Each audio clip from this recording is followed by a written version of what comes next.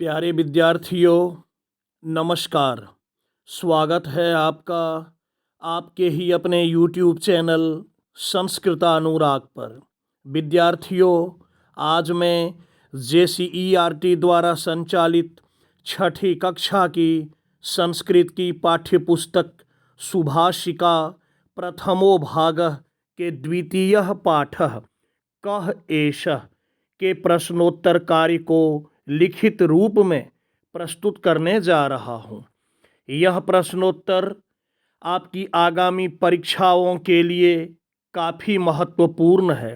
अतः यदि आप इन प्रश्नोत्तरों को अच्छी तरह से समझकर इसका अभ्यास कर लेते हैं तो आपको आपकी आगामी परीक्षाओं में काफ़ी सुविधा होगी। तो प्रस्तुत है छठी कक्षा के पाठ 2 कः एषः के प्रश्नोत्तर कार्य।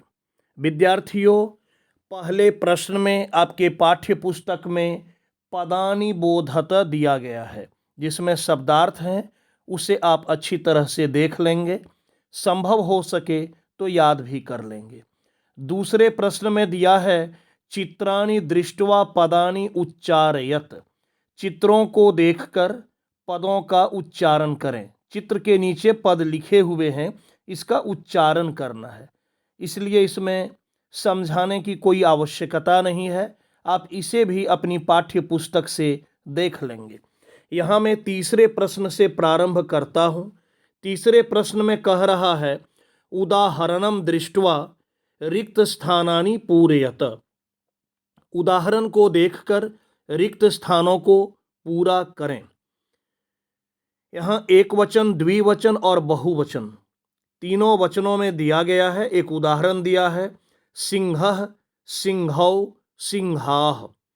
अब जहाँ जहाँ रिक्त स्थान था जिसमें कि पदों को पूरा करना था, रिक्त स्थान को पूरा करना था उचित पद से, वहाँ मैं लाल रंग में पद को दर्शाया हूँ ताकि आपको समझ में आ जाए कि कहाँ कहाँ रिक्त स्थान पाठ्यपुस्तक में दिया गया है। देखिए, पहले रिक्त स्थान में हो गया विडालः, उसके बाद विडालौ दिया हुआ है और बहुवचन में हो गया विडालाः। वैसे ही मेषः, मेषौ और मेषाः तो दिया हुआ है, मेषः और मेषौ भरा गया। उसके बाद घोटकः दिया हुआ है, घोटकौ, घोटकाः भरा गया। फिर वृक्षः यहाँ भराएगा, वृक्षौ दिया हुआ था और इधर भराएगा बहुवचन में वृक्षाः। उसके बाद कपोतः दिया हुआ था, कपोतौ और कपोताः भरा गया। विद्यार्थियों, मैं यहाँ आपको समझाना चाहता हूँ, यदि आप बालक शब्दरूप को याद किए होंगे तो बालक शब्दरूप प्रथमा विभक्ति में होता है बालकः, बालकौ, बालकाः। या यदि गज शब्द रूप याद होगा या देव शब्द रूप तो गजः, गजौ, गजाः या देवः, देवौ, देवाः। उसी फॉर्मेट में यहाँ रिक्त स्थानों को भरा गया है। सभी औकारांत पुल्लिंग शब्द हैं। जितने भी यहाँ शब्द दिए गए हैं जैसे सिंह, विडाल, मेष, घोटक, वृक्ष और कपोत, तो ये सारे बालक शब्द रूप के समान ही चलेंगे। और प्रथमा विभक्ति में बालक शब्द रूप में जैसा होता है बालकः, बालकौ, बालकाः, उसी प्रकार यहाँ भी किया गया। अब आइए चौथे प्रश्न पर। चौथे प्रश्न में कह रहा है मंजूषातः कर्तृपदम चित्वा रिक्त स्थानानि पूरयत। मंजूषा से कर्तृपद अर्थात कर्ता पद को चुनकर रिक्त स्थानों को पूरा करें। देखिए, मंजूषा में शब्द है जनाः, मेघः, छात्रौ, गर्दभाः, भक्तौ, सः। क नंबर में यहाँ दिया हुआ है, पहले रिक्त स्थान है, फिर है पठतः, यहाँ होगा छात्रौ और पूरा हो गया छात्रौ पठतः। वैसे ही ख में मेघः भराएगा, मेघः गर्जति। गौ में होगा सह, सह नमति, वह नमस्कार करता है। या प्रणाम करता है। छात्रौ पठतः का हो गया दो छात्र पढ़ते हैं। मेघः गर्जति का हो गया मेघ या बादल गरजता है। घौ में हो गया गर्दभाः, गर्दभाः चरन्ति, गधे चरते हैं। नौ में हो गया जनाः गच्छन्ति, लोग जाते हैं। और चौ में हो गया भक्तौ पूजयतः, दो भक्त पूजा करते हैं। पांचवा प्रश्न, इसमें कह रहा है मंजूषातः उचितम क्रियापदम चित्वा रिक्त स्थानानि पूरयत। मंजूषा से उचित क्रियापद को चुनकर, यहां वर्ब को चुनना है, क्रियापद को, धातु को चुनकर रिक्त स्थानों को पूरा करें। मंजूषा के शब्द हैं गर्जन्ति, नटतः, नंदति, क्रीडतः, वदन्ति, हसति। तो यहां हो गया एक नंबर में भल्लुकौ नटतः। उसके बाद ईश्वरः दूसरे नंबर में हसति। तीन नंबर में सिंहाः गर्जन्ति। चार नंबर में घौ में शिक्षकाः वदन्ति। पांच में छात्रौ क्रीडतः। और अंत में चौ नंबर में सह नंदति। आइए छठे प्रश्न पर आते हैं। इसमें कह रहा है उचित पदानि संयुज्य वाक्यानि रचयत। उचित पदों को जोड़कर वाक्यों की रचना करें। मंजूषा के शब्द हैं खादन्ति, चरतः, चलतः, पठति, भ्रमन्ति, गर्जति। अब देखिए गजौ यहां होगा चलतः, दो हाथी चलते हैं। व्याघ्रः गर्जति, बाघ गरजता है। उसके बाद बालकः पठति, लड़का पढ़ता है या बालक पढ़ता है। उसके बाद घोटकाः खादन्ति, घोड़े खाते हैं। उसके बाद वृषभौ चरतः, दो बैल चरते हैं। और अंत में नराः भ्रमन्ति, लोग घूमते हैं।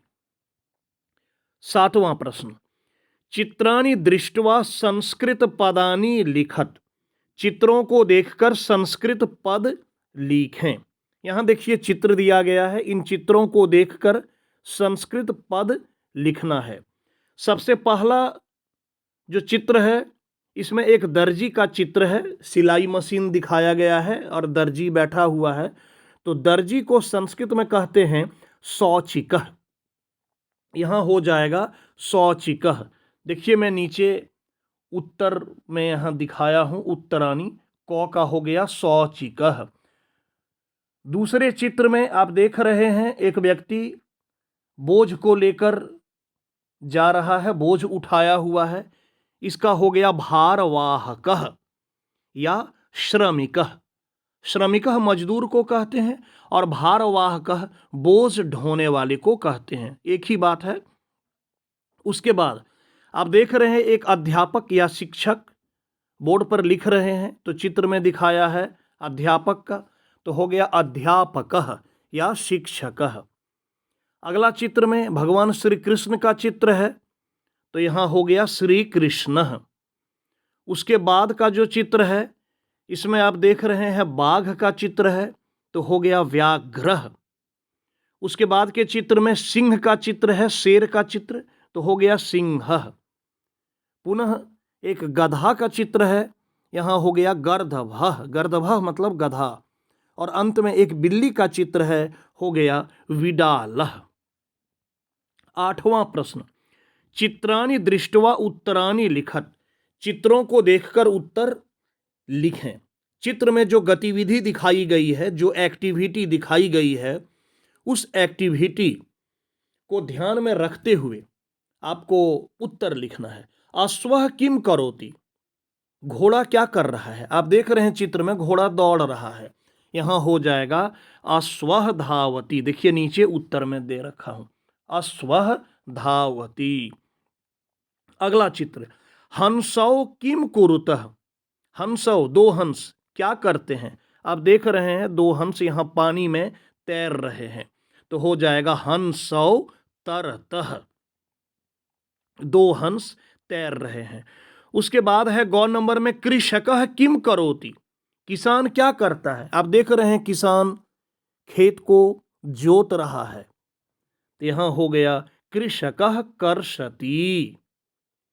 उसके बाद छात्राः किम कुर्वन्ति, छात्र क्या कर रहे हैं। आप देख रहे हैं छात्र चित्र में खेल रहे हैं, तो हो गया छात्राः क्रीडन्ति। और अंतिम चित्र में यहां है सिंहः किम करोति, सिंह क्या करता है।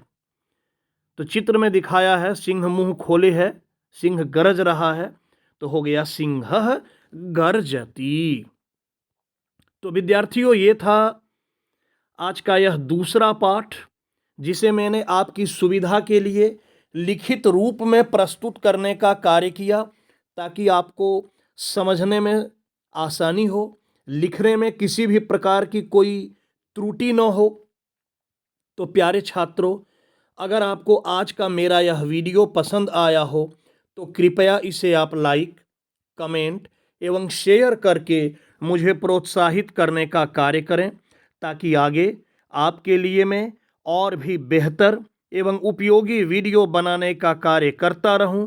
साथ ही मेरे इस चैनल संस्कृतानुराग को यदि आप अब तक सब्सक्राइब नहीं किए हैं तो इसे आप अवश्य सब्सक्राइब कर लें एवं नोटिफिकेशन को भी ऑन कर लें, ताकि मेरे द्वारा इस चैनल पर अपलोड किए गए प्रत्येक वीडियो की सूचना सर्वप्रथम आपको प्राप्त हो सके। तो आज के लिए इतना ही। सबों को मेरी ओर से बहुत बहुत धन्यवाद।